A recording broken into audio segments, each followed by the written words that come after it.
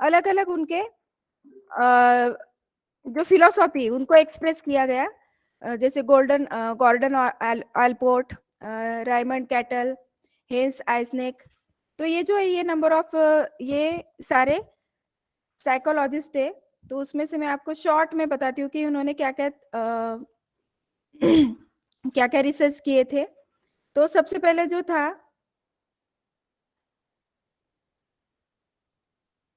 Trade theory को जिन्होंने सबसे पहले इंट्रोड्यूस करना स्टार्ट किया था 1897 एंड 1967 तक, गॉर्डन एलपोर्ट। तो गॉर्डन एलपोर्ट ने जो थ्योरी इंट्रोड्यूस किया था, उनका कहना ये था कि हर विजिबल है आपको, मैं एक वर्ड का डॉक्यूमेंट बता रही हूँ। Yes ma'am. ओके। तो ये जो फर्स्ट जो थ्योरी सबसे पहले इंट्रोड्यूस किया था एलपोर्ट ने, तो उनको फादर ऑफ पर्सनालिटी थ्योरी भी कहा जाता है।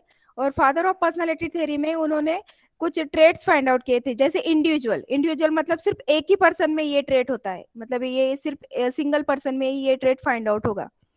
कॉमन का मतलब क्या है?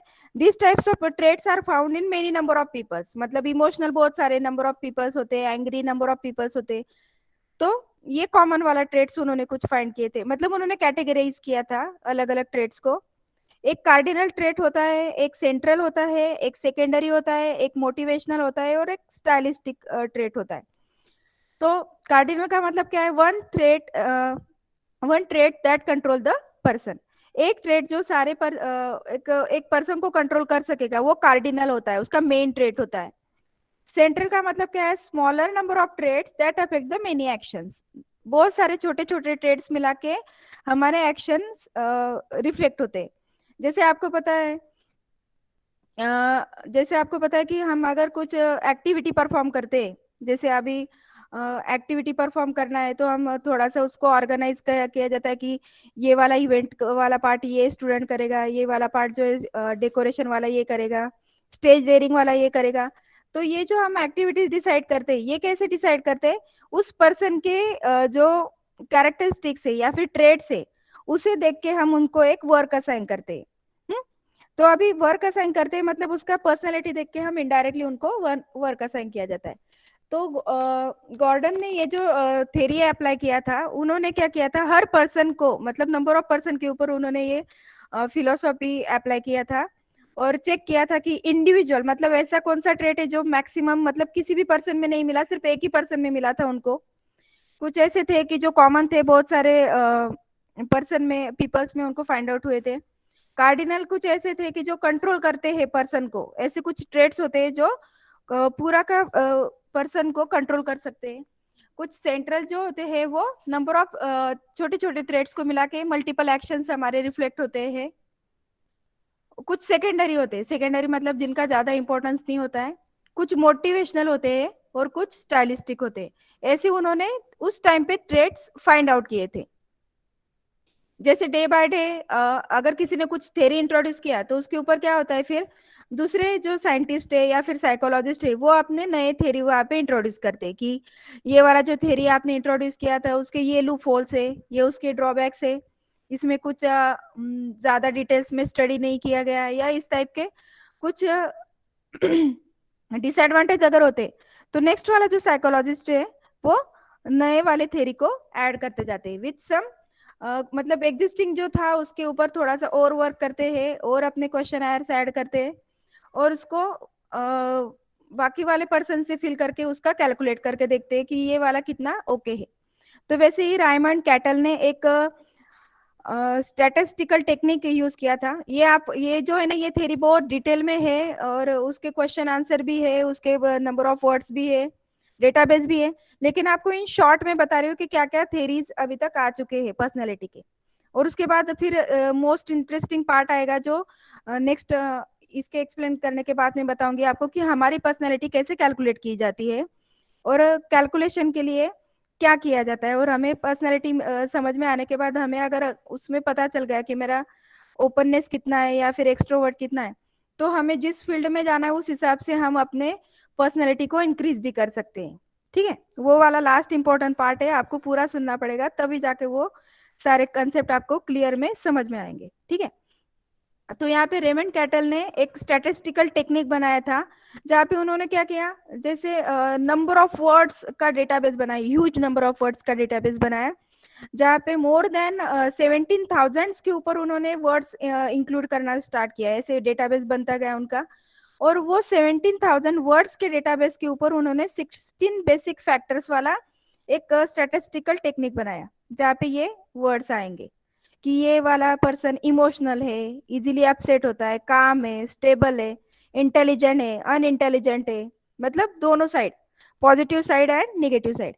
अगर कोई पर्सन इंटेलिजेंट है तो उसके उल्टा कुछ पर्सन अनइंटेलिजेंट भी होते हैं। मतलब उन्होंने क्या किया कि 17,000 words of database find out किए, और उन 17,000 वर्ड्स ऑफ डेटाबेस से 16 बेसिक जो फैक्टर है, बेसिक फैक्टर है, उस डेटाबेस से में से जो अनवांटेड है वो वर्ड्स निकाल दिए, और सिर्फ बेसिक फैक्टर्स को मिला के एक स्टैटिस्टिकल टेक्निक वहां पे इंट्रोड्यूस किया गया। तो ये वाला जो भी ये भी जो वर्ड्स था, इसमें उन्होंने बहुत सारा वर्क किया, 50 बुक्स को पब्लिश किया, 500 जर्नल्स में पब्लिश किया, 30 डिफरेंट टाइप्स ऑफ टेस्ट उन्होंने बनाए कि कैसे पर्सन की पर्सनैलिटी कैलकुलेट किया जाए। तो टेस्ट कैसे बनाते हैं, टेस्ट जैसे आपका टेस्ट होता है ना, MCQ type, multiple question type, वैसे वो क्या करते हैं कि अलग अलग क्वेश्चन बनाते हैं, और उस क्वेश्चन में कुछ इस तरह से आंसर रहता है, एग्री, नॉट एग्री, या फिर एवरेजली एग्री, या फिर एवरेजली नॉट एग्री, इस तरह से उनका आंसर लेते। और आंसर लेने के बाद उस पर्सन के जिनके ज्यादा आंसर आते, जिस साइड में आते, तो हाई स्कोर अगर उस साइड में आया तो समझ लो वो पर्सन एक्सट्रोवर्ट है, या फिर वो पर्सन इंटेलिजेंट है।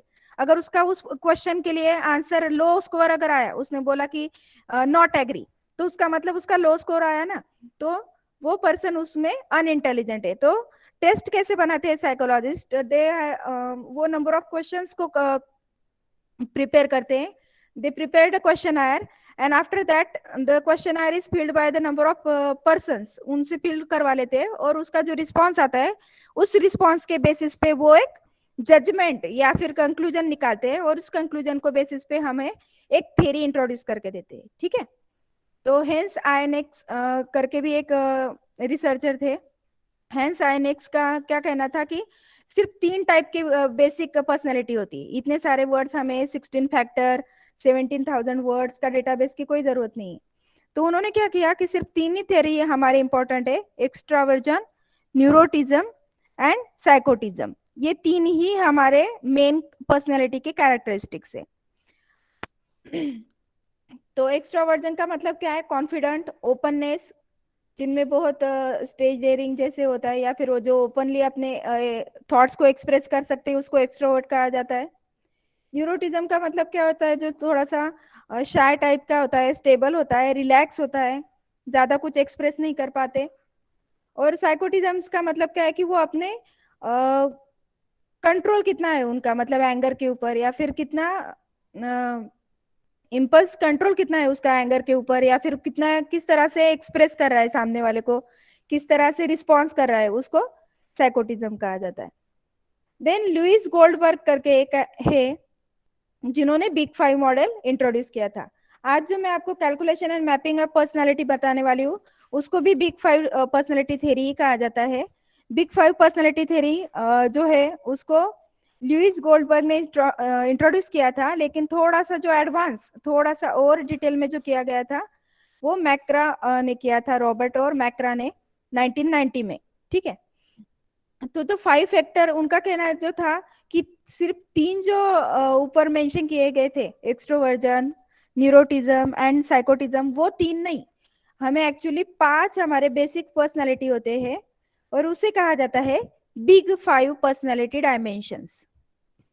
यही आज के मुझे एक आपको बताना है कि बिग 5 के ऊपर ही ज्यादा से ज्यादा वर्क किया गया, और बिग 5 पर्सनालिटी के ऊपर ही ज्यादा से ज्यादा वर्क करके मोस्ट ऑफ द रिसर्चर्स इसी थ्योरी को यूज करके पर्सन की पर्सनालिटी को कैलकुलेट करते हैं। और ये पर्सनालिटी कैलकुलेशन का मेन पर्पज ये है कि पर्सनालिटी फाइंड आउट होने के बाद हम अपने पर्सनालिटी को जॉब के साथ मैप कर सकते हैं। मैपिंग, मैपिंग का मतलब क्या होता है, को रिलेट करना। कितने परसेंटेज हम उस जॉब के लिए मैच हो रहे हैं, कितने परसेंटेज हमारे पास वो क्वालिटीज और कैरेक्टरिस्टिक्स है या नहीं है, तो उसे कहा जाता है मैपिंग। अभी तक जितना बताया वो समझ में आया आप लोगों को? Yes, ma'am. यस और no? Yes yes ma'am. Ma'am. Yes, ma'am. Okay, तो मैं आपको थेरीज ज्यादा डिटेल में नहीं बताऊंगी, जो एक्चुअल मुझे पार्ट बताना है मैपिंग और कैलकुलेशन का वो आपको मैं डिटेल में बताऊंगी। तो ये 5 उनके फैक्टर्स थे। 5 फैक्टर्स क्या थे? बिग 5 जिसे कहा जाता है। जैसे पिछले वाले के 3 थे ना, तो इन्होंने 5 बना लिए। अभी उसको OCEAN या फिर CANOE भी कहा जाता है। अभी OCEAN क्यों कहा जाता है? O for openness, C for consciousness, E for extraversion, A for agreeableness and N for neuroticism. ये 5 बेसिक कैरेक्टरिस्टिक्स उस पर्सन के पर्सनालिटी को एक्सप्रेस करते हैं। अभी openness to experience, openness to experience का मतलब क्या होता है कि वो पर्सन ज्यादा इमेजिनेटिव होता है, इंडिपेंडेंट होता है, इंटरेस्टेड इन वैरायटी, उसको वैरायटी ऑफ थिंग्स में उसको इंटरेस्ट रहता है। उसको फुटबॉल में भी इंटरेस्ट रहता है, उसको क्रिकेट में भी इंटरेस्ट रहता है, उसको पढ़ाई में भी इंटरेस्ट रहता है, उसको हैंड राइटिंग इंप्रूवमेंट में भी इंटरेस्ट रहता है, ड्राइंग में भी इंटरेस्ट रहता है। मतलब they are number of varieties of things में उनको इंटरेस्ट रहता है। इमेजिनेटिव होते हैं, इंडिपेंडेंट होते हैं। ओपननेस टू एक्सपीरियंस का मतलब है हर तरह के एक्सपीरियंस को मतलब ट्राई करके देखते हैं। हम क्या करते हैं कि कभी कभी कुछ स्टूडेंट नहीं, मैं पर्सन के बारे में बात कर रही हूँ, कि कुछ पर्सन ऐसे होते हैं कि जो एक्सपीरियंस भी नहीं करना चाहते कि अरे ये हम ट्राई करके देखते हैं या फिर ये करने के बाद क्या होगा। तो कुछ लोग है ना ट्राई भी नहीं करते। लेकिन जो लोग ट्राई करते हैं, जो लोग नए चीजों को ट्राई करके देखते हैं, वही इमेजिनेटिव और इनोवेटिव आइडियाज को डेवलप करते हैं। तो ऐसे वाले पर्सन रहते हैं ओपननेस टू एक्सपीरियंस। और कुछ जो इनके उल्टा, मतलब इसके वाइस वर्सा जो आएंगे ना, वो फिर इंटरेस्टेड इन रूटीन, वो अपने सिर्फ रूटीन वाले वर्क में इंटरेस्टेड रहते हैं। उनको वैरायटी ऑफ थिंग्स ट्राई करने में कोई इंटरेस्ट नहीं रहता है, या फिर उनको इमेजिनेटिव थिंग्स नहीं करने में कोई इंटरेस्ट नहीं रहता है, या फिर उनको मतलब जो रूटीन चल रहा है वो ठीक है, उससे ज्यादा उनको करने में कोई इच्छा नहीं रहती। तो ये ओपननेस होता है। दूसरा होता है कॉन्शियसनेस। कॉन्शियसनेस का मतलब क्या है? वो पर्सन ज्यादा ऑर्गेनाइज होते हैं, केयरफुल होते हैं और डिसिप्लिन होते हैं। ऑर्गेनाइज का मतलब क्या है? कि उनका हर काम ऑर्गेनाइज रहता है, डिसिप्लिन में रहते हैं। डिसिप्लिन मतलब उनके जैसे टाइम टू टाइम, जैसे मैंने बोला 12 बजे खाना होना चाहिए तो 12 बजे ही खाना खाते हैं। मतलब जो लंच टाइम है, जो उन्होंने जो फिक्स टाइम टेबल बनाया है, उसी टाइम टेबल के ऊपर ऑर्गेनाइज और डिसिप्लिन रहते हैं, वो कॉन्शियसनेस में आता है। और ये ऑर्गेनाइज का मतलब उनकी हर चीजें अपनी अपनी जगह पे, अपने अपने जहाँ पे होने चाहिए वहां पे रहती है। और उसके उल्टा रहता है डिसऑर्गेनाइज, मतलब कभी भी उनका मोबाइल नहीं मिलेगा, कभी उनकी वॉच नहीं मिलेगी, हेडफोन नहीं मिलेंगे। तो ये डिसऑर्गेनाइज, उसके उल्टा, कॉन्शियसनेस के उल्टा disorganize, careless and impulsive. Next is the extraversion. Extraversion का मतलब क्या रहता है? The affinity to be social, fun loving and efficient.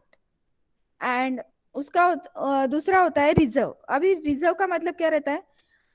देखो, अभी एक्स्ट्रावर्जन और इंट्रोवर्जन, ये दो वर्ड्स नॉर्मली हर पर्सन के बारे में डिफरेंशिएट करते समय ये कॉमन वर्ड यूज किया जाता है। एक्स्ट्रोवर्ट का मतलब क्या रहता है? कि जो सोशेबल है। सोशेबल मतलब सोशल का मतलब जैसे सोशल मीडिया पे एक्टिव रहना, ये नहीं। सोशेबल का मतलब ये रहता है कि वो बहुत सारे भीड़ में भी रहा तो भी उसको कंफर्टेबल रहता है, वो अपने व्यूज को एक्सप्रेस कर सकता है, फन लविंग है, हर चीज को एंजॉय करता है। देन हर चीज को एंजॉय करने के बाद अपने एक व्यूज को भी एक्सप्रेस करता है। मतलब अभी 100 लोग खड़े हैं, 100 लोग के बीच में भी ऐसे कुछ पर्सन है जो एक ही बातें किए जा रहा है, जिसको सभी सुन रहे हैं, जब वो वन बाय वन अपना सोशली जो एक्सप्रेस करे, तो उसे क्या कहा जाता है? एक्सट्रोवर्जन। एक्सट्रोवर्जन का मतलब क्या है? जो एक्सप्रेस कर सकता है। और दूसरा कौन सा होता है उसके उल्टा? इंट्रोवर्ट। इंट्रोवर्ट का मतलब क्या है? जो रिजर्व होता है। रिजर्व का मतलब क्या है? जो ज्यादा बातें नहीं करता, जो चुपचाप से बैठे रहते हैं, कभी भी अपने फीलिंग्स को एक्सप्रेस नहीं करता, ना ही फन लविंग मतलब इतना एंजॉय करता है, ना ही उसको भीड़ में रहना अच्छा लगता है, उनको सिर्फ अपने आप ना चुपचाप एक जगह पे बैठना अच्छा रहता है। Next is the agreeableness. Agreeableness का मतलब ये रहता है the affinity to be soft hearted, trusting and helpful. जिनका हार्ट बहुत सॉफ्ट रहता है, उनको दूसरों के ऊपर बहुत जल्दी दया आ जाती है, अरे बेचारा बहुत टेंशन में है, अरे उसको हेल्प कर देते हैं। ट्रस्टिंग होता है, जिसके ऊपर हम ट्रस्ट कर सकते हैं, हमें पता रहता है ना, अरे वो कर लेगा हमारा काम। या फिर जो हेल्पफुल है, ऐसे पर्सन को एग्रीएबलनेस कहा जाता है। और उसके उल्टा जो अनकोऑपरेटिव है, जो हमारे कभी भी हेल्प नहीं करते, जिसके ऊपर हम कभी भी ट्रस्ट नहीं कर सकते, या फिर जिनका सॉफ्ट हार्ट नहीं होता है, वो सारे एग्रीएबलनेस के उल्टा आते हैं। अभी ये वर्सेस मैं दोनों साइड क्यों बता रही हूँ, जिन पर्सन का स्कोर हाई आएगा इस पर्टिकुलर क्वेश्चन के, एग्रीएबलनेस के क्वेश्चन के, तो उस पर्सन के एग्रीएबलनेस का जो परसेंटेज है वो ज्यादा रहेगा। और जिन पर्सन का जो स्कोर है एग्रीएबल में लेस आएगा, वो अनकोऑपरेटिव होगा, वो हेल्पफुल नहीं होगा। ठीक है, तो ऐसे दोनों साइड के क्वेश्चन मतलब ऐसे दोनों साइड के स्कोर के बीच बेसिस के ऊपर आप फाइंड आउट कर सकते हैं the type of a personality. And last is the neuroticism. तो न्यूरोटिज्म का मतलब क्या रहता है कि वो काम होते हैं, सिक्योर होते हैं, सेल्फ सेटिस्फाइड होते हैं। और उसके उल्टा होता है एंशियस होते हैं, इनसिक्योर होते हैं। अभी देखो सॉरी।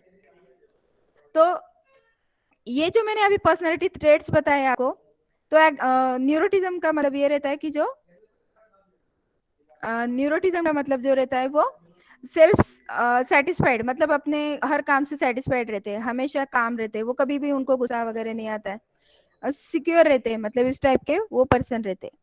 तो ये थे हमारे trait theory and type theory. ये बहुत डिटेल में है, बहुत ज्यादा। ये देखो मैंने अभी 5 फैक्टर थ्योरी आपको बताया। ठीक है, तो बहुत सारे थ्योरीज है, मैं सभी आपको एक्सप्लेन नहीं करूंगी। जो हमें मेन फोकस था वो अभी मैंने आपको शॉर्ट में बताया। अभी तक जितना बताया वो समझ में आया आप लोगों को? Yes ma'am. यस और Yes, नो? ma'am. सभी सुन रहे हैं? Yes ma'am. Yes, ma'am. Yes ma'am. Okay, ठीक है। टॉपिक इंटरेस्टिंग लग रहा है थोड़ा?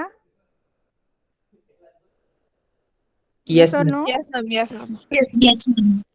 ये है बिग 5 पर्सनालिटी ट्रेट्स। अभी जो मैंने आपको एक्सप्लेन किया ना, वही है वो। Openness, consciousness, extraversion, agreeableness and neuroticism. ठीक है, तो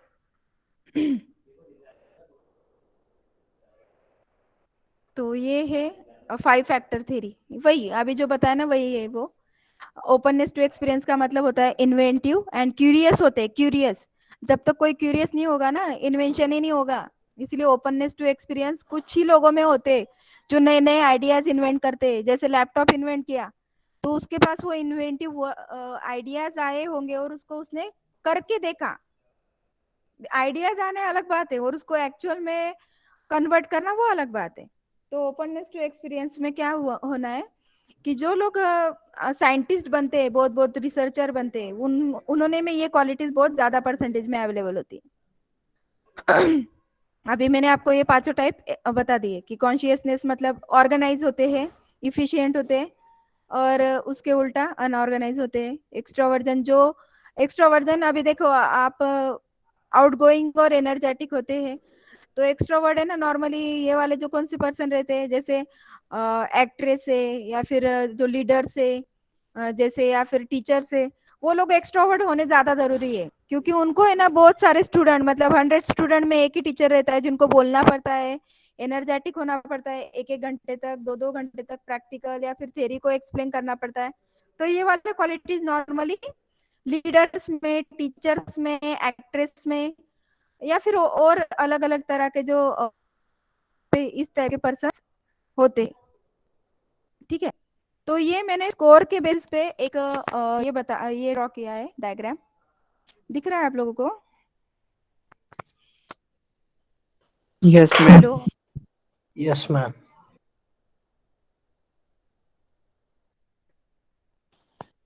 हेलो, आवाज आ रही है मेरी? Yes, ma'am. Yes, ma'am. Yes, ma'am. अरे बीच में रिप्लाई दिया करो आप लोग, वैसे वन साइड लिसनर सिर्फ मत बनो आप लोग। हम क्या करेंगे, मैं आपको थोड़ा सा जो मेरे पास अदर नॉलेज है वो आपके साथ शेयर करी हूँ, लेकिन अगर आपको कोई डाउट है तो आप बताओ, और आप सुन रहे हो नहीं सुन रहे हो उसके लिए मुझे बार बार बीच बीच में थोड़ा सा फीडबैक लेना पड़ेगा। हाँ तो ये मैंने आप Okay, ma'am. ताकि लो स्कोर का मतलब क्या रहता है ओपननेस, और हाई स्कोर का मतलब क्या रहता है, ये दोनों साइड वहाँ पे दिए हैं, सेम है। तो अभी नेक्स्ट ये पर्सनैलिटी मैपिंग कैसे किया जाता है, ये देखो यहाँ पे ये पर्सन है, इस पर्सन के ये 5 अलग अलग क्वालिटीज है, कैरेक्टरिस्टिक्स बोलेंगे हम उसको। ये कैरेक्टरिस्टिक्स उसको कैलकुलेट किए गए। कैलकुलेट कैसे किए गए, मैंने अभी आपको बताया कि एक क्वेश्चनर बनाया जाता है। क्वेश्चनर मतलब एक टेस्ट बनाया जाता है, पेपर बनाया जाता है, जिसके ऊपर ये 5 कैरेक्टरिस्टिक्स कैलकुलेट करने के लिए अलग अलग क्वेश्चंस होते हैं, और उस क्वेश्चन को वो पर्सन 1 to 5 में रेटिंग दे रहा है, एग्री, नॉट एग्री, या फिर averagely agree, averagely not agree, disagree, इस तरह से अलग अलग रैंकिंग होते हैं, उसमें से वो पर्सन उसको रैंक करता है। और रैंक करने के बाद अगर उसका आंसर पॉजिटिव साइड में जाता है तो वो क्वालिटीज उसमें प्रेजेंट है, अगर उसका आंसर लो स्कोर में जाता है तो उसमें वो क्वालिटीज प्रेजेंट नहीं है। तो वो उन सभी के बेसिस के ऊपर हमें क्या करना पड़ता है, फिर उसका स्कोर निकालना पड़ता है। फिर ये स्कोर हर जॉब के जो रिक्वायरमेंट्स है, अभी टीचर जॉब के रिक्वायरमेंट्स क्या होने चाहिए, आपको क्या लगता है कि टीचर जॉब में क्या क्या क्वालिटीज होने चाहिए टीचर में, पर्सनैलिटी कैसे होने चाहिए उनका, एक्सट्रोवर्ट होना चाहिए क्या? Yes, hello, ma'am. Yes, ma'am. आप बीच में, अभी पुलिस का एग्जांपल लेते हैं हम।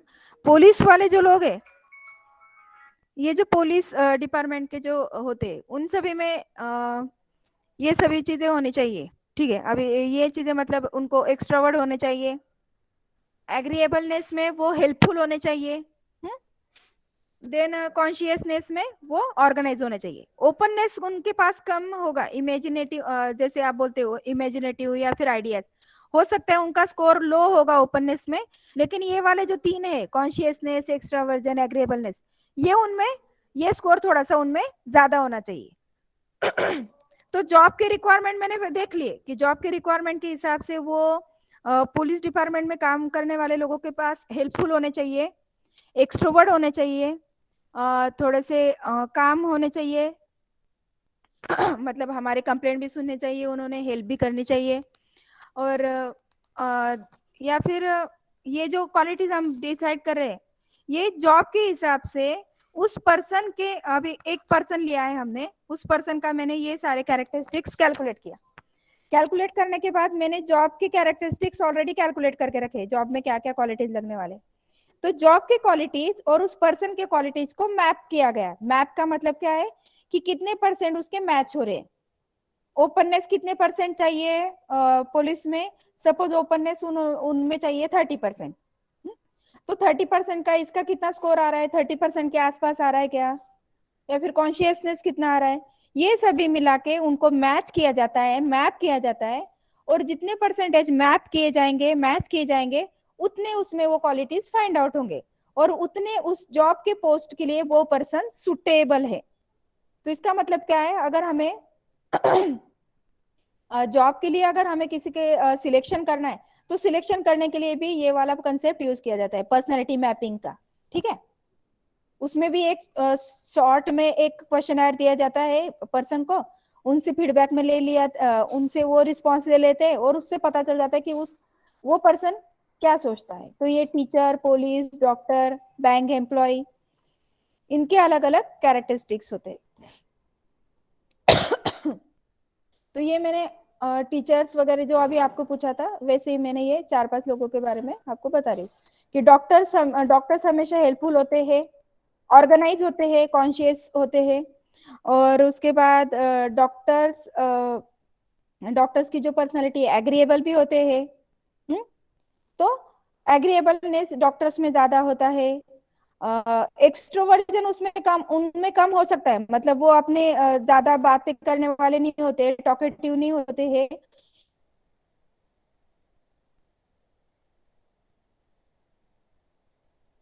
इंट्रोवर्ट रहते हैं, डॉक्टर थोड़े से साइलेंट रहते हैं, लेकिन उनमें एग्रीमेंट होना चाहिए, उनमें ऑर्गेनाइज वर्क होना चाहिए।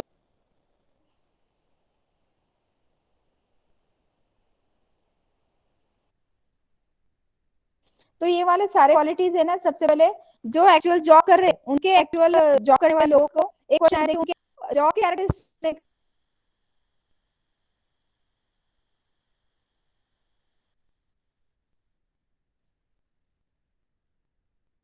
को जॉब देना है, तो उस एम्प्लॉय को जॉब देने वाले पर्सन के कैरेक्टरिस्टिक्स, उस ओपननेस टू एक्सपीरियंस लग रहा है जॉब के लिए, या फिर ओपननेस होना चाहिए, और आपको लगता है कि आपको इंप्रूव करना है, तो आपको क्या करना है, try to do things in another way. जो भी आप रेगुलर रूटीन से जो चीजें कर रहे हैं ना, उसको थोड़ा सा अनदर वे से करने की कोशिश करो, कुछ क्रिएटिविटी अप्लाई करने की कोशिश करो। मतलब अभी आप देखते होंगे तो छोटे बच्चों के लिए कुछ प्रोजेक्ट्स दिए जाते हैं, तो प्रोजेक्ट एक्चुअली छोटे बच्चे तो करते नहीं है, उनके पेरेंट्स ही कंप्लीट करते हैं, लेकिन वो क्रिएटिविटी अप्लाई करते हैं अपना, जो पेरेंट्स नॉर्मली मदर्स ही कंप्लीट करती है, तो वो उन्होंने में क्या करते हैं, वो क्रिएटिविटी अप्लाई करते हैं टास्क में, कि हमारा प्रोजेक्ट थोड़ा सा ऐसे करके देखते हैं, या फिर स्कूल में कुछ कंपटीशन होते हैं तो उनको अलग अलग तरीके से बना के देते हैं। तो ये क्या है कि नई नई चीजें जितने आप ट्राई करोगे उतना आपका ओपननेस का स्कोर बढ़ते जाएगा,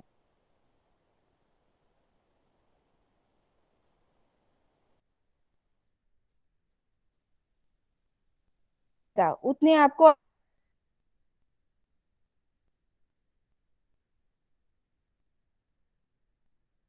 आइडियाज आते जाएंगे, और जितने आइडियाज आते जाएंगे, जितने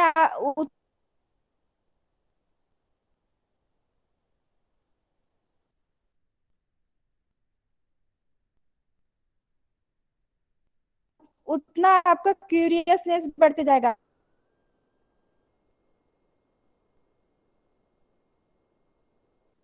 हेलो, आवाज ब्रेक होता है मैम? Yes, ma'am. ओके, आवाज अगर ब्रेक हुआ तो आप उसी टाइम पे मुझे बताओ ना। अभी आवाज आ रही है? Yes, ma'am. Yes, ma'am. हाँ, तो ओपननेस समझा आप लोगों को? ओपननेस,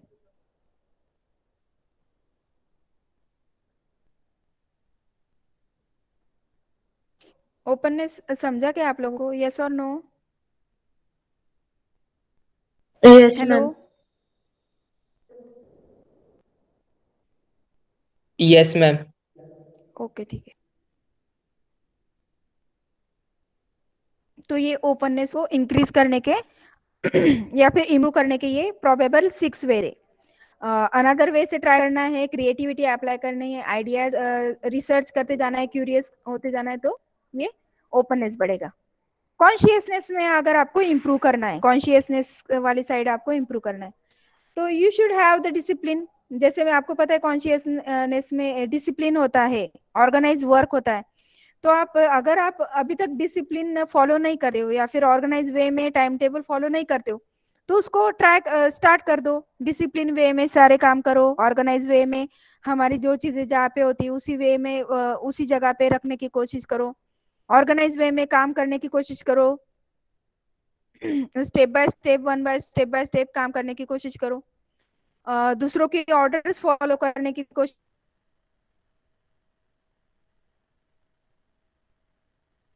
करो, try to be exact in work, और जो काम करने वाले उसमें एग्जैक्ट और अच्छा होने की कोशिश करो आप लोग, तब जाके आप कॉन्शियसनेस में इंप्रूव कर पाओगे। अटेंशन देना, छोटी छोटी बातों के ऊपर अगर आप अटेंशन दोगे तो आपका जो वर्क है वो एग्जैक्ट होगा, अच्छे से होगा, और ये सारे वर्क अगर आप प्रॉपरली कर पाओगे तो आप कॉन्शियसनेस का स्कोर बढ़ा सकते हो। तो try to always put the things in a right place and never forget it. और हमारी चीजें जो है वो जो उनकी प्रॉपर प्लेस है, राइट प्लेस, वहीं पे रखो, और कभी भी उनको भूलना नहीं है। अभी एक्स्ट्रा वर्जन कैसे इंप्रूव करना है? Always been centre of attraction. हमेशा, जैसे मैंने आपको बताया कि 100 पीपल खड़े हो और उनमें से एक ही पीपल के ऊपर हमारा सेंटर ऑफ अट्रैक्शन ध्यान जा रहा है, क्योंकि वो ज्यादा बातें कर रहा है, टॉकेटिव है, एक्सप्रेस कर रहा है, कुछ वो बता रहा है, या फिर आवाज ब्रेक होतोय तुमचा. मतलब ओके,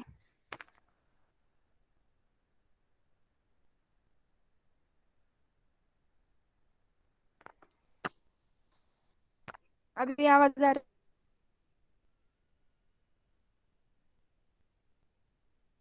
है? हेलो। हाँ मैम, अब आ रही है।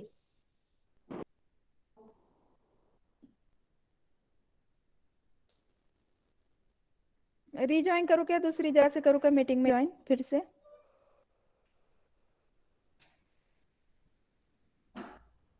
नहीं मैम, आप कंटिन्यू हेलो। करिए। अभी फिर से ब्रेक हुआ तो ठीक है,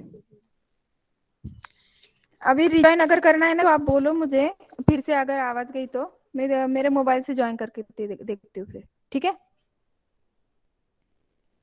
ओके। तो एक्सट्रोवर्जन का मतलब ये रहता है। Hello madam. Hello Pawar madam. Hello. Hello. Yes ma'am.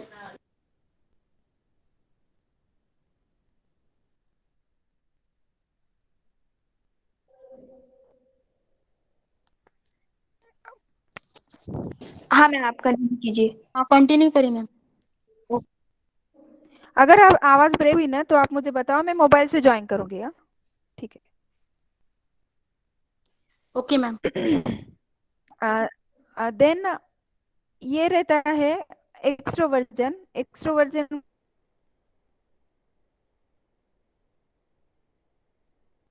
का मतलब क्या रहता है? सेंटर ऑफ अट्रैक्शन होते हैं हमेशा। Then start conversation first. अगर दो लोग ही खड़े हैं ना तो सामने वाले बात ही नहीं कर रहे तो भी ये खुद से start कर रहा है बात। ये लोग जो है वो खुद होके बात करेंगे, आप कहाँ से हो, कहाँ से आए हो, मतलब क्या, वगैरह वगैरह। तो कन्वर्सेशन जो स्टार्ट करता है वो भी एक्सट्रोवर्ट होता है। जो कंफर्टेबल फील करवा मतलब जो कंफर्टेबल फील होता है, जिससे नंबर ऑफ पीपल्स के नंबर ऑफ जो पीपल्स, उन पीपल्स के बीच में भी उनको शाय, या फिर शाय का मतलब ये है कि उनको अगर ऐसे लगता है कि इतने सारे पर्सन है मैं कैसे बात करूं, ऐसे उनको शाइनेस फील नहीं होता है, तो ऐसे पर्सन को क्या कहा जाता है? एक्सट्रोवर्जन। ठीक है। तो एक्सट्रोवर्जन जो है वो अपने लाइफ को एंजॉय करते हैं। एंजॉय मतलब जो भी जैसे ही सिचुएशन है, जैसे ही अप एंड डाउन जो भी है,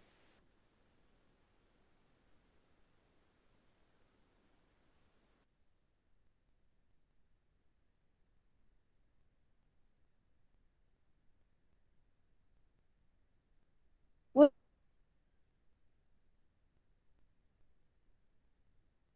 सारे जो है वो अपने लाइफ को एंजॉय करता है। मतलब कभी टेंशन नहीं रहता है, होता है उनके पास टेंशन होती है, उनके पास कुछ प्रॉब्लम। मैम आवाज एग्रीएबल। ब्रेक हुआ तुमचा।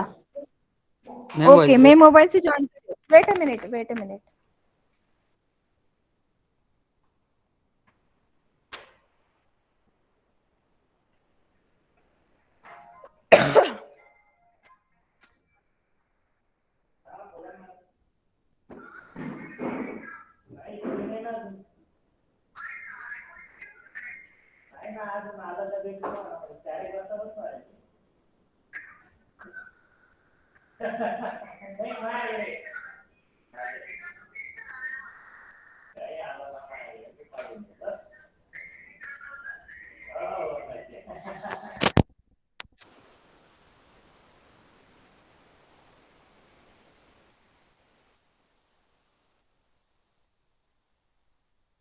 हेलो। हेलो। Yes ma'am. अभी आवाज आ रही है? Yes madam ma'am. यस थोडा सर अरे बाकीचे थोडे शांत बसा. हेलो। हा मॅडम येतोय आवाज? हो सर बोला. थोडा आवाज तुमचा डिस्टर्ब म्हणजे असं डिस्ट्रॅक्ट होतो मॅडम. हा, नाही मी आता मोबाईलवरनं जॉईन केलंय सर. ओके ओके ओके ठीक आहे. आता जर मध्ये ब्रेक झाला तर मला सांगा. हो ओके. हो हो चालेल. Okay. Next one is the agreeableness. आता क्लिअर आहे का आवाज? Audible students? यस हो मॅम. मॅम. Yes okay. हा, तर आपला पहिला पाठ जो ऐकून आलाय तो परत सांगू का, ओपननेस वगैरे? Yes ma'am. का कंटिन्यू करू? थोडंसं फास्ट मध्ये मी. केला तर बरं होईल ना. ओके. हे बघा, तर मी हा पार्ट जो आहे तो इम्पॉर्टंट तुम्ही परत सांगते. ओपननेस जो असतो ना, ओपननेस, आपल्याला जर ओपननेस इन्क्रीज करायचा असेल, okay, if you want to increase your openness increase करायला you can try to do things in another way, apply creativity to task, for finding more ideas, read more. ठीक है, तो इसमें क्या है कि आपको अगर ओपननेस, जैसे मैंने आपको बताया कि आपका स्कोर लो आ गया और आपको ऐसे जॉब में जाना है कि जहाँ पे ओपननेस बहुत ज्यादा लगती है, क्रिएटिविटी ज्यादा लगती है, आइडियाज ज्यादा लगते हैं, तो उसके लिए आपको क्या करना है कि अलग अलग चीजें को ट्राई करना है, उसको क्रिएटिविटी अप्लाई करके ट्राई करना है, अलग अलग आइडियाज अप्लाई करने हैं आपको उसको बनाते समय। जैसे आपको मैंने एक एग्जांपल दिया था कि स्टूडेंट्स को, छोटे छोटे बच्चों को एक प्रोजेक्ट दिया जाता है, तो प्रोजेक्ट बनाते समय उसके जो आइडियाज है, क्रिएटिविटी, नॉर्मली उसको पेरेंट्स ही बनाते हैं, मदर ही प्रिपेयर करते हैं उनके सपोज प्रोजेक्ट वगैरह, तो वो क्या करते हैं कि क्यूरियस रहते हैं कि हम इतना अच्छा प्रोजेक्ट बना के देंगे, तो उसके लिए गूगल पे जाते हैं, अलग अलग आइडियाज सर्च करते हैं। तो ओपननेस की वजह से हमारे ना जितने ज्यादा हम आइडियाज देखेंगे उतने ज्यादा हमारे रिसर्च मत करने की क्वालिटीज बढ़ती जाती है, उतने ज्यादा हम क्यूरियस हो जाते हैं। तो ये रहेगा कि हमें अगर कुछ टास्क मिला तो उसमें क्रिएटिविटी अप्लाई करने की हमेशा कोशिश किया करो, नॉट लाइक द सेम। जैसे आपको असाइनमेंट दिया जाता है, असाइनमेंट दिया तो सबसे पहले कोई एक पर्सन असाइनमेंट लेता है स्टूडेंट्स में और बाकी उसको कॉपी पेस्ट करते हैं, लेकिन आपने उसी असाइनमेंट को कुछ क्रिएटिविटी अप्लाई की, कुछ अलग उसमें आंसर डाला, कुछ अलग उसमें डायग्राम डाली, तो आपका थोड़ा सा ओपननेस, मतलब आप क्या कर रहे हो कि उसी सेम टास्क को आप अलग क्रिएटिविटी, अलग आइडियाज अप्लाई करके आप उसको क्यूरियसनेस आपका अप्लाई करके उसमें आपका ओपननेस इंक्रीज कर रहे हो। नेक्स्ट रहता है कॉन्शियसनेस। कॉन्शियसनेस का मतलब क्या रहता है, you should have the discipline, आपको डिसिप्लिन होना चाहिए हर बात में। डिसिप्लिन मतलब time to time, time management, उसको डिसिप्लिन पर्सन कहा जाता है। हर काम को वो ऑर्गेनाइज वे से करते हैं, हर ऑर्डर्स को फॉलो करते हैं और try to be exact in work, always pay attention and try to always put the things in a right place and never forget it. तो कॉन्शियसनेस अगर बढ़ाना है तो अपनी चीजें प्रॉपर प्लेस पे रखो, उसको कभी भूलना भी नहीं है, जो उनकी रेगुलर प्लेस बनाई है उसी पे रखना है, हर चीजों को एक तरफ ध्यान देना है, और दूसरों ने जो ऑर्डर्स दिए उसको, मतलब जॉब में अगर आपको कोई ऑर्डर दे रहा है कि ये करो, तो उसको फॉलो करके उस वर्क को कितना एग्जैक्टली आप परफॉर्म कर पाओगे उतनी आप कोशिश करो। अभी देखो, आप अगर आपको कोई एक्टिविटी दिया कि आपको ये वाला इवेंट ऑर्गेनाइज करना है, इवेंट ऑर्गेनाइज करना है मतलब क्या, आप क्या करते हो, उसके छोटे छोटे स्टेप्स बनाते हो कि पहले एंकरिंग करना है, पहले दीप प्रज्वलन आएगा, फिर उसके बाद स्टूडेंट्स को हमें ये इन्फॉर्मेशन देनी पड़ेगी, उनको यहाँ पे बिठाना पड़ेगा, ये पेपर देना पड़ेगा। तो हमने क्या किया कि नंबर ऑफ जो एक्टिविटी आने वाली है उसको छोटे छोटे स्टेप्स में ऐड करके उनका एक प्रॉपर वर्कशीट बनाया। तो ये हमारा ऑर्गेनाइज वे में अगर हम काम करेंगे तो हमारा कॉन्शियसनेस इंप्रूव होते जाएगा। एक्स्ट्रोवर्जन अगर इंप्रूव करना है तो हमेशा सेंटर ऑफ अट्रैक्शन बनने की थोड़ी सी कोशिश आप कर सकते हो, या फिर आप ट्राई कर सकते हो कि कुछ लोग बहुत शाय रहते हैं, वो कभी भी स्टेज डेयरिंग या फिर कॉन्फिडेंस नहीं होता है, या फिर क्लास में भी कुछ क्वेश्चन पूछा तो आंसर नहीं देते, तो आपको सेंटर ऑफ अट्रैक्शन बनने की कोशिश अभी स्टार्ट करनी पड़ेगी। मतलब आपको आंसर देना, खड़े रहना है, सबके सामने अपने एक्सप्रेस करना है व्यूज को। अगर दो लोग खड़े हैं तो अगर सामने वाला बात नहीं कर रहा है तो आपको कन्वर्सेशन खुद पहले स्टार्ट करना है। 100 लोग भी अगर आपके आसपास है तो भी आपके जो आपका ओपिनियन है वो आपको सभी के सामने एक्सप्रेस करते आना चाहिए, कंफर्टेबल होने चाहिए, आपको ना शाइनेस होना चाहिए, ना डर लगना चाहिए, और आप हर चीज को अगर एंजॉय करते हो तो एक्सट्रोवर्जन आता है।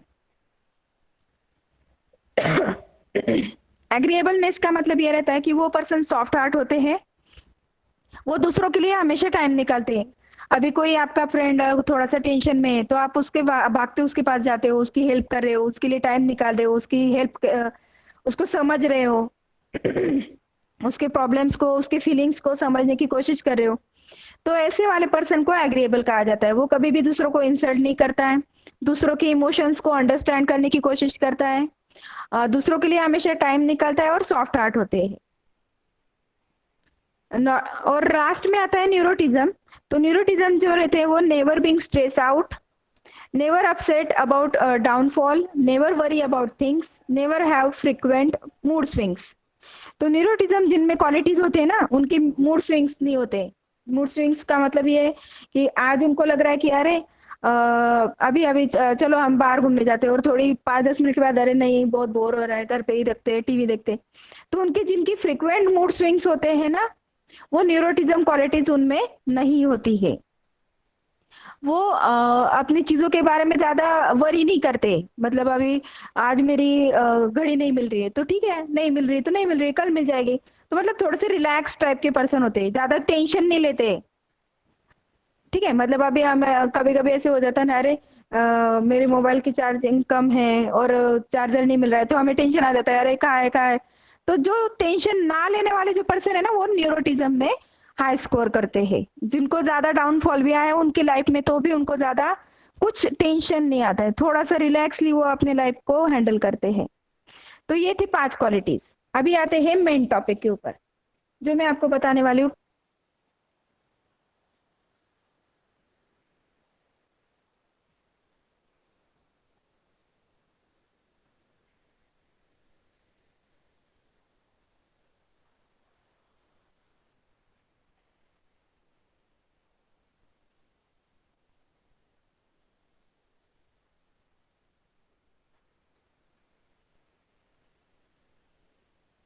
मैम आवाज नहीं आ रहा है।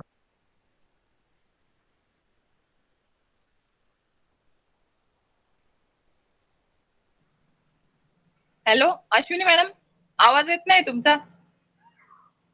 हॅलो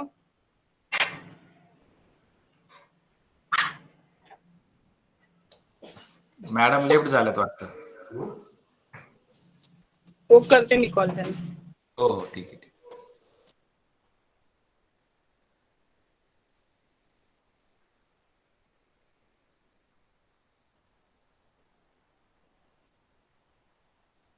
हेलो, आवाज आ रही है मेरी? हा हा येतोय आवाज आता. आवाज म्यूट झाला होता. हो ठीक है। तो ये मैं बता रही थी कि हमने ये एक पर्सनैलिटी ऐप के ऊपर थोड़ा सा वर्क किया था, रिसर्च किया था, और ये ऐप प्ले स्टोर पे भी डाला था। अभी उसमें थोड़ा सा और अपडेशन कर रहे हैं। तो अभी ये ऐप कैसे बनाते हैं, ऐप बनाने का भी मैं आपको एक आध दिन बताऊंगी। एक्चुअली ये कंप्यूटर फील्ड में आता है। पहले मैंने आपको पर्सनैलिटी जो बताया वो सारा आपका पर्सनैलिटी डेवलपमेंट के रिलेटेड था। तो अगर मैम ने अगर फ्यूचर में कोई कंप्यूटर रिलेटेड ऐप रिलेटेड अगर कुछ रखा तो मैं क्या ऐप्स कैसे बनाते हैं वो भी आपको बताऊंगी। ये देखो यहाँ पे तो एक ये जो ऐप है, आप ऐप शीट में जाके भी बना सकते हो। ऐप शीट में आप गूगल फॉर्म जो बनाते हो उसको ऐप्स में आप कन्वर्ट कर सकते हो। ठीक है, तो अभी वो ज़्यादा डिटेल में नहीं जाते, मैं आपको बताती हूँ कि किस तरह से कैलकुलेशन किया गया। तो ये जो है ना, इसमें पूरे डिटेल्स आपको फिल करने हैं। सबसे पहले इस तरह से एक क्वेश्चनर बनाया जाता है। अभी हमने यहाँ पे एक क्वेश्चन के लिए मैं एक नाम लेती हूँ, राज सपोज। ठीक है, प्लेस है जलगांव। विजिबल है सभी को, स्क्रीन दिख रहा है? Yes ma'am. ओके, Yes, तो ma'am. एक नाम डाला है, उसका प्लेस डालना है आपको, कौन से सेक्टर्स में जॉब कर रहे हैं, गवर्नमेंट सेक्टर्स, ये वाला फील्ड हम निकाल सकते हैं। हाँ, पोस्ट वगैरह, सपोज लेक्चरर है, ये नॉर्मली जॉब वाले पर्सन के लिए किया है, लेकिन स्टूडेंट्स के लिए ये वाले फील्ड हटा दिए गए हैं। ठीक है, तो जब हम करेंगे तो उसमें आपको क्या करना है, एज कैटेगरी सिलेक्ट करना है, सपोज 31 to 40। अभी ये वाले जो यहाँ से आगे ये सारे आपके क्वेश्चन स्टार्ट होते। आई हैव रिच वोकेबलरी, ये क्या है कि मेरे पास बहुत सारे आइडियाज है, मेरे पास बहुत सारे आइडियाज है, क्रिएटिविटी है।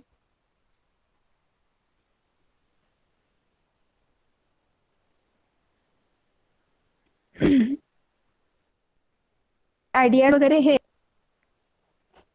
वो लोग क्या करेंगे, यहाँ पे agree, average agree, neither agree nor disagree, या फिर एवरेजली डिसएग्री और डिसएग्री। तो इसमें से आपको कुछ एक आपका जो पर्सनैलिटी है, आपको जो लगता है कि मेरे पास रिच वोकेबलरी है। क्या रिच वोकेबलरी का मतलब है कि मैं किसी भी टॉपिक के ऊपर बोल सकती हूँ क्या, मैं ज्यादा से ज्यादा बातें कर सकती हूँ क्या, स्टेज में बोल सकती हूँ क्या, and confident like that way. इस तरह से वो क्वेश्चन है, मैंने एग्री कर दी यहाँ पे। फिर आई फॉलो शेड्यूल, अभी मैंने आपको ये बताया था कि ऑर्गेनाइज रहते हैं वर्क। तो कॉन्शियसनेस का ये क्वेश्चन है, अगर आप शेड्यूल फॉलो करते हो तो यस लिखो, नहीं करते हो तो डिसएग्री करो। मैं एग्री कर रही हूँ, ठीक है। तो आपका जो स्कोर है ना, वन बाय वन आपको ये क्वेश्चंस पढ़ते जाना है, ठीक है, और उस तरह से आपको उसको मार्किंग करते जाना है। मार्किंग करने के बाद आपका नीचे स्कोर आएगा। मैं आपको एक करके बताती हूँ, रैंडमली मैं सिलेक्ट कर रही हूँ, ठीक है। मैंने अपना भी कैलकुलेशन किया था, तो कैलकुलेशन के हिसाब से टीचर्स और मेरी कैरेक्टरिस्टिक्स मैच हुई थी टीचर्स के लिए, और पुलिस वाले जो कैरेक्टरिस्टिक्स है उनके साथ मेरी पर्सनैलिटी के जो क्राइटेरिया है वो मैप हुए थे, ठीक है।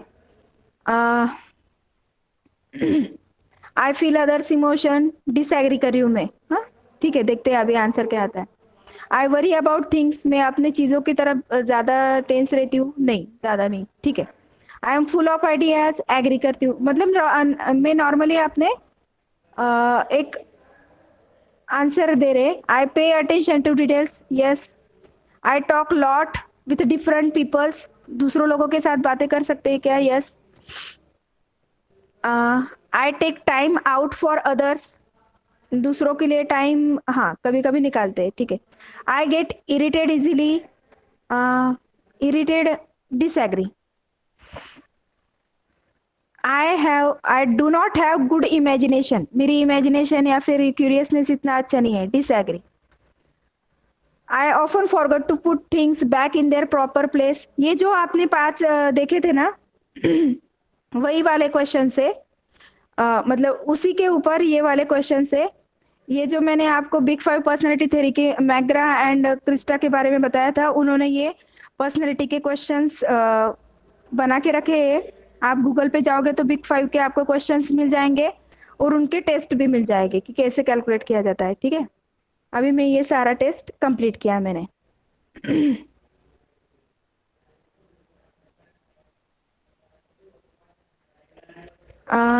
ये देखो, एग्री, मूड स्विंग्स नहीं होते हैं, क्रिएटिविटी अप्लाई करते हैं। तो ये नॉर्मली 30 क्वेश्चन है, 30 क्वेश्चंस। अभी देखो, आप बोलोगे कि एक ही क्वेश्चन अगर डालते ओपननेस का तो भी चलता, तो एक ही क्वेश्चन से हम कंफर्म नहीं कर सकते कि ये ओपननेस उनमें है। आपको एटलीस्ट 5 to 6 क्वेश्चन ओपननेस के होने चाहिए, 5 to 6 क्वेश्चन कॉन्शियसनेस के होने चाहिए, 5 to 6 क्वेश्चंस रिमेनिंग होने चाहिए।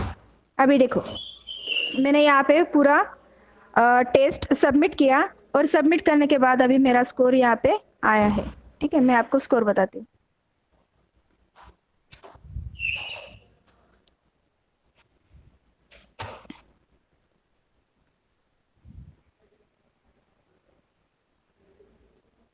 राज नाम से किया था, दिख रहा है राज, विजिबल है सभी को? Yes ma'am. ये देखो, राज जलगांव गवर्नमेंट लेक्चरर किया था मैंने, और ये सारे उसके आंसर थे, agree, averagely agree, not agree, disagree. और इसके बाद ये हुआ उसकी कैलकुलेशंस। देखो, अभी मैंने 5 क्वेश्चंस अगर ओपननेस के किए होंगे, ठीक है, 5 क्वेश्चंस होंगे, तो 5 में से अभी हमें आंसर कितना होना चाहिए? तो 5 क्वेश्चंस के अगर मेरे 5 के 5 आंसर करेक्ट रहेंगे तो 100% स्कोर रहेगा मेरा। 100 में से मैंने सपोज 2 क्वेश्चन के आंसर करेक्ट दिए और बाकी के मतलब 2% के ओपननेस की तरफ दिए, तो मेरा आंसर आएगा 50%। और मैंने 2 में से एक ही क्वेश्चन का जो आंसर है, सपोज मेरा वो पॉजिटिव था, एग्री था, तो मेरा आंसर आएगा 25%। तो नॉर्मली ये जो परसेंटेज ऑफ क्राइटेरिया है, ये कैलकुलेशन करने के बाद एक एक क्वेश्चंस का कैलकुलेट किया गया, एक एक फील्ड का। देखो, 25%, 25%, 25%, एग्रीएबलनेस 15% एंड न्यूरोटिज्म 10%। अभी ये वाले जो है ये जो कैलकुलेशन है, ये एक्सेल शीट में किए गए हैं। एक्सेल शीट में कैसे किए गए? एक्सेल शीट में है ना आपके जो अभी मैंने जो फिल किया पूरा, ये यस नो यस, ये वाले जो 1 to 5 रैंकिंग थे ना, तो 1 to 5 का ये किया गया।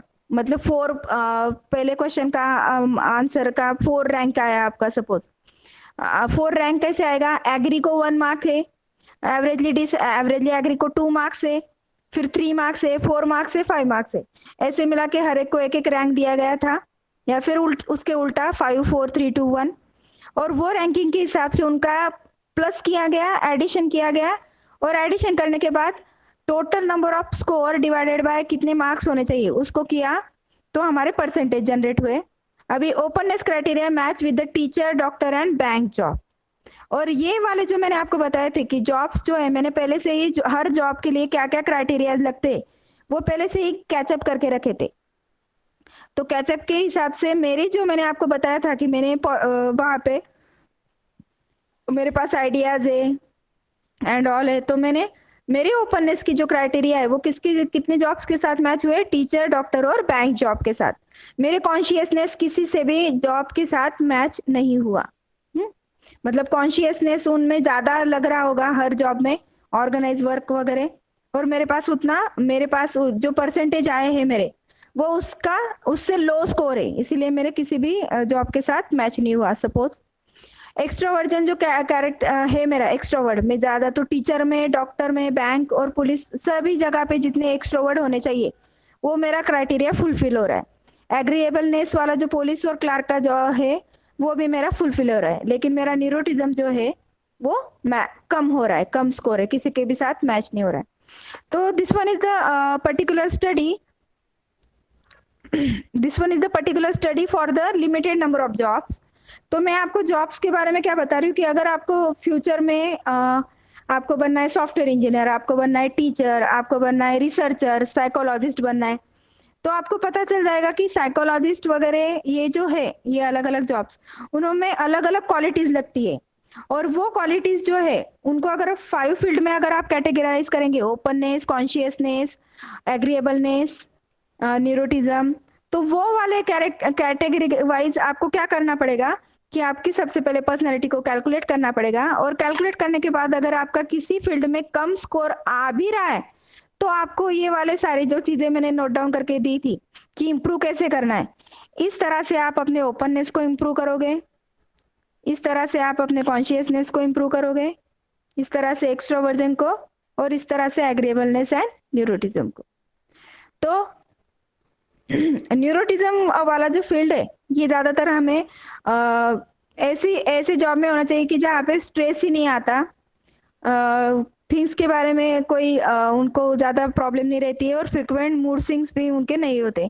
तो मतलब जहाँ पे एकदम रिलैक्स और काम टाइप का जो जॉब होगा ना, वहाँ पे ये वाला क्वालिटीज लगता है, लेकिन ज्यादा से ज्यादा ये वाले क्वालिटीज हम अगर देखेंगे तो इसका ज्यादा अफेक्ट नहीं है। अभी सॉफ्ट हार्ट वगैरह ये कहाँ पे लगेंगे हमें, डॉक्टर वाले जो है जॉब्स उसमें। तो ये वाले जो है ये मोस्टली 5 जॉब्स के ऊपर वर्क किया गया है, 5 से ज्यादा के भी ऊपर वर्क किया गया है। मैं आपको मेन बताया मैंने आपको, टीचर वगैरह। तो अगर आपको लगता है कि आप में शाइनेस है, आप क्यूरियस नहीं हो, आप कॉन्शियस नहीं हो, तो आप उसको इम्प्रूव करना स्टार्ट करो। अगर आपके 5 कैरेक्टरिस्टिक्स फुल में इम्प्रूव हो गए तो आप कोई भी किसी भी टाइप का अगर जॉब आपको दिया तो आपको उस जॉब को आप 100% दे सकते हो, आपकी क्रिएटिविटी 100% वहां पे दिखा सकते हो, और फुल ऑफ जॉब सेटिस्फेक्शन के साथ आप वहां पे काम कर सकते हो। तो इसकी वजह से ना आपको कभी स्ट्रेस आएगा, ना आपको कभी टेंशन आएगा, ना जॉब में आपको थोड़ा सा भी जैसे आप बोल सकते हो कि स्ट्रेस आउट, या फिर जिस तरह से इमोशनल वगैरह हो जाते हैं, या फिर लगता है कि जॉब को छोड़ दे वगैरह, तो उस तरह से हमारे दिमाग में वैसे ये भी नहीं आएंगे, थॉट्स भी नहीं आएंगे। तो ये थे हमारे पर्सनालिटी, और ये थे हमारे पर्सनालिटी के ट्रेट्स, थेरीज, और ये थेरीज कैसे कैलकुलेट करते हैं और हमारे पर्सनालिटी में कितने परसेंटेज आते हैं, वो अलग अलग क्राइटेरियाज है। इसके ऊपर बहुत सारे रिसर्च हो चुके हैं, मैंने आपको एक शॉर्ट में मेरे टाइप का एक बताया कि इस तरह से वर्क होता है। और लास्ट में कंक्लूजन में ये बताना चाहूंगी, द प्रेजेंट स्टडी ये जो था ये सिर्फ बिग 5 पर्सनैलिटी ट्रेड्स के ऊपर था, जहाँ पे बिग 5 पर्सनैलिटी ट्रेड्स को यूज करके पर्सनैलिटी को मैप किया गया विद डिफरेंट जॉब रिक्वायरमेंट। तो इस तरह से आप अपने पर्सनैलिटी को कैलकुलेट कर सकते हो, और पर्सनैलिटी के परसेंटेज कैलकुलेट होने के बाद उसको मैप कर सकते हो विद डिफरेंट जॉब। तो thank you firstly I thank you to doctor Chaitali Pawar ma'am कि उन्होंने मुझे अपॉर्चुनिटी दी कि मैं अपने स्टूडेंट्स के साथ अपना नॉलेज कुछ शेयर कर सकूं, पर्सनालिटी डेवलपमेंट के बारे में कुछ बोल सकूं।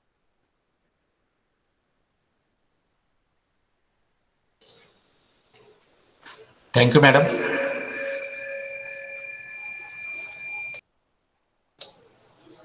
विद्यार्थ्यांनो, तुम्हाला काही अडचण असेल तर प्रश्न विचारू शकता तुम्ही मॅडमला. डॉक्टर चैताली पवार मॅडम आणि गायकवाड सर दोघांचे खूप खूप खूप खूप आभार की तुम्ही मला एक चान्स दिला माझे पर्सनॅलिटी बद्दलचे व्ह्यूज मुलांपर्यंत पोहोचवण्याचा. भविष्यातही मला जर जे माझ्याजवळ नॉलेज आहे ते मी मुलांपर्यंत पोहोचवण्याचा प्रयत्न करेल. आणि जर मुलांना आवडला असेल तर सांगा, काही प्रश्न असेल तर सांगा, काही क्वेश्चन असेल तर तेही सांगा. Thank you very Ashwini ma'am. Thank you. मुलांना काही क्वेश्चन असेल तर विचारू शकता. Students,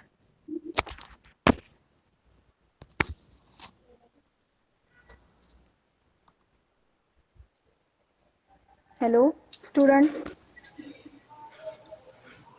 is there any question, query?